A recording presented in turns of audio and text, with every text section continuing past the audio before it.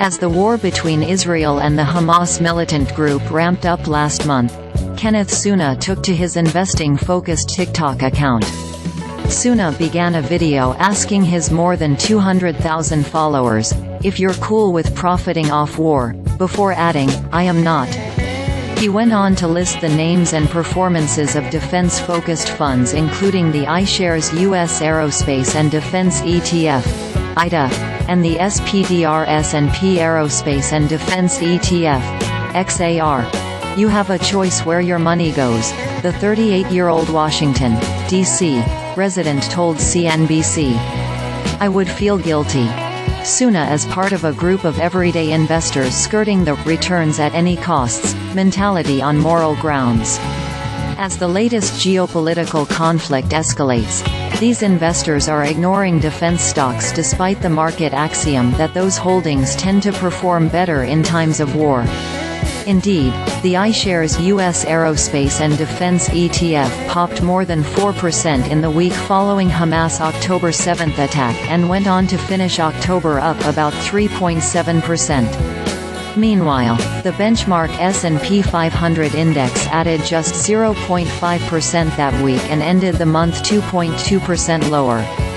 Retail traders poured into defense stocks and funds in the aftermath of the invasion, but inflows have since cooled, according to Vanda Research. Defense giant RTX, which Vanda found was a top sector pick among individual investors, has climbed 14% since the start of October. But not everyone sees the intensifying conflict as a moment to invest in defense stocks.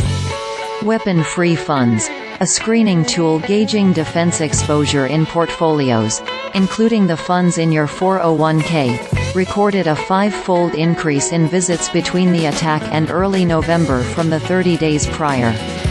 Weapon-free funds is part of a family of tools from shareholder advocacy nonprofit As You Sow aimed at helping people check if their fund dollars are invested in companies tied to themes such as guns or deforestation.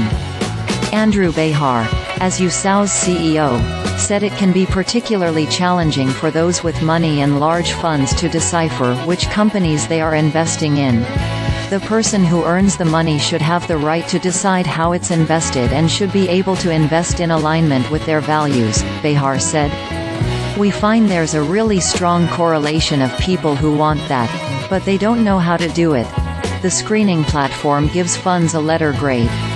An A means no holdings were flagged in a military weapons screen, while an F indicates more than 4% were.